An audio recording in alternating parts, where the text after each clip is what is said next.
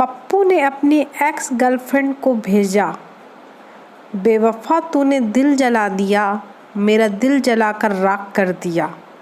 X, तेरी कुर्बानी बेकार नहीं जाएगी, भेज दे राख, बर्तन मांजने के काम आएगी। पप्पू बेहोश।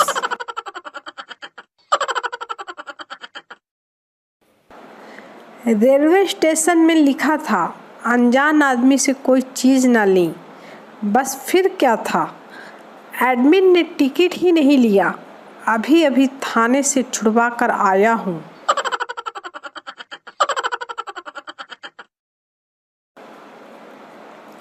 वैलेंटाइन डे के पहले दिन गिफ्ट शॉप पर वकील साहब मिल गए। वो 40 कार्ड ले रहे थे। सब पर उन्होंने भेजने वाले की जगह लिखा, तुम्हारी जान। पहचान गए ना, शाम को मिलो, आई लव यू। पूछने पर बताया कि पिछले वैलेंटाइन डे पर आसपास की कॉलोनी में ऐसे ही 20 कार्ड भेजे थे। कुछ ही दिन में तलाक के 4 केस मिल गए थे। इस बार 40 कार्ड भेज रहा हूँ। धंधे में सब जायज़ है। स्मार्ट वकील।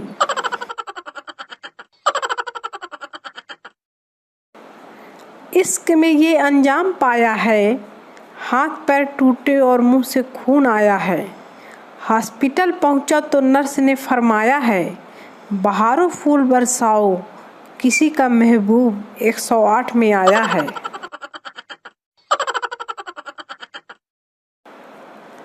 चौराहे पे एक बोर्ड पे लिखा था, मिलन मैरिज ब्यूरो के लिए जाएं इस गली। नीचे के बोर्ड पे लिखा था, संभल के जाएं, रास्ता खतरनाक है, दुर्घटना से देर भली।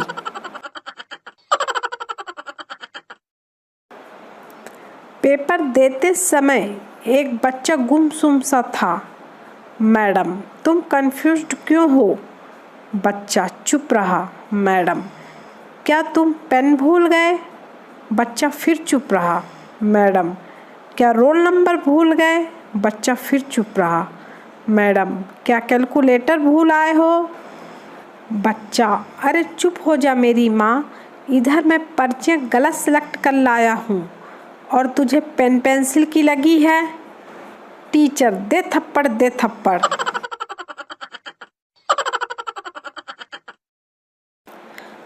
दोस्त पहली बार घर आया और बोला, ये तेरा बेटा तो बिल्कुल तेरे जैसा दिखता है। कमीने, धीरे बोल, बाजू वाली का है, खेलने के लिए आया है।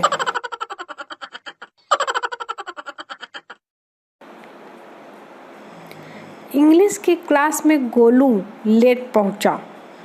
English teacher, Golu, why are you so late? Golu, sir वो ना।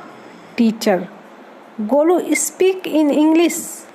गोलू, सर माफ़ कर, car was fussing in kitchen, no hilling no dulling, only फुर फुर करिंग। वकील, माय लॉर्ड, कानून की किताब के पेज नंबर 15 के मुताबिक मेरे मुवक्किल को बाइज्जत बरी किया जाए। जज, किताब पेश की जाए। किताब पेश की गई। जज ने पेज नंबर 15 खोला तो उसमें 1000 के 5 नोट थे। जज मुस्कुराते हुए बोला, बहुत खूब, इस तरह के 2 सबूत और पेश किए जाएं।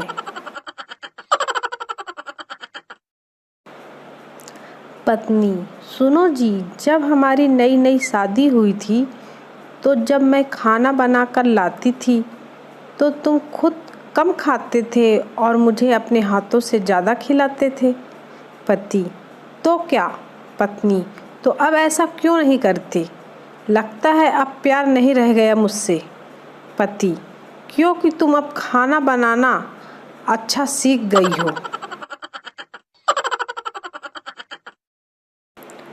वो परिवार जिनकी शादियां लॉकडाउन के चलते रद्द हुई है, वो उस पंडित को लठ लेकर ढूंढ रहे हैं जिसने शुभ मुहूर्त बताया था।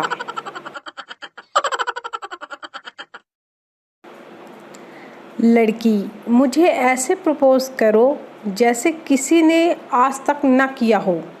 लड़का, कुत्ती कमीनी जलील, आई लव यू। मुझसे शादी करके मुझे तबाह कर दे नागिन, अब तो हाँ कर दे चुड़ैल। पप्पू ने रेडियो स्टेशन पर कॉल किया और पूछा, क्या आप एफएम से बोल रहे हैं? आरजी, हाँ। पप्पू, क्या मेरी आवाज़ सब सुन रहे हैं? आरजी, जी हाँ सुन रहे हैं, आप लाइव हैं। पप्पू, यानी घर में मेरी बहन जो एफएम सुन रही है उस तक भी मेरी आवाज़ पहुंच रही है?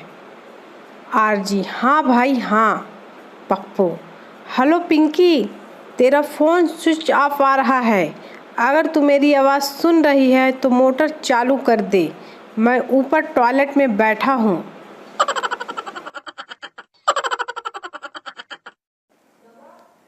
नई दुल्हन ससुराल पहुंची। सास ने कहा, बेटी तुझे जो भी बनाना आता है रसोई में जाके बना ले। बहू ने 10 मिनट बाद सास से पूछा, मम्मी आप सोडा के साथ लेंगी या पानी के साथ? सास बेहोश।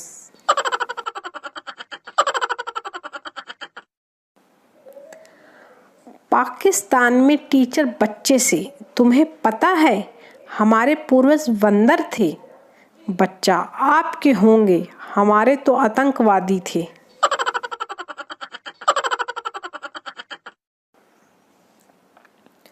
आपने कभी सोचा है जब लड़कों पर फिल्म बनी तो उसका नाम था, एक था टाइगर, पर जब लड़कियों का नंबर आया तो एक थी डायन।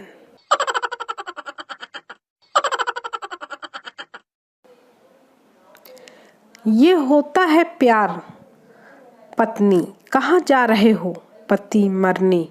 पत्नी, कहीं भी जाओ लेकिन स्वेटर पहन कर जाना, बाहर बहुत ठंड है, बीमार हुए तो तुम्हारी खैर नहीं।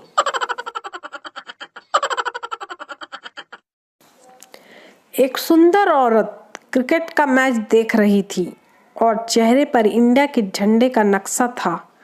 एक बुजुर्ग पास आया और उसके चेहरे को चूम कर बोला, कितना सुंदर है मेरा भारत। रामायण में एक पात्र था, बाली। बाली के सामने जो भी जाता उसका आधा बल बाली में चला जाता है। मुझे तुरंत याद आया कि ऐसा तो बिल्कुल मेरे साथ भी होता है, क्योंकि जैसे ही घरवाली के सामने जाता हूँ वैसे ही काफ़ी कमजोरी से लगने लगती है और चक्कर भी आने लगते हैं। ऐसा लगता है कि बाली कहीं न कहीं इस युग में घरवाली के रूप में अवतरित हो गए हैं।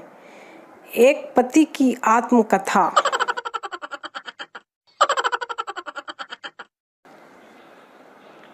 पड़ोसी, यार तेरे घर से रोज हंसी की आवाज़ आती है, इस खुशहाल जिंदगी का राज क्या है?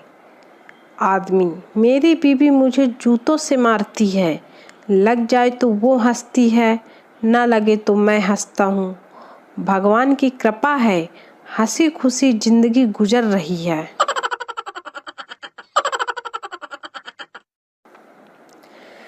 किसी चीज की कीमत उसके नाम से नहीं, उसके गुणों से आंकी जाती है। कभी कभी 10 रुपए वाली मूली भी ₹1000 के इत्र पर भी भारी पड़ जाती है।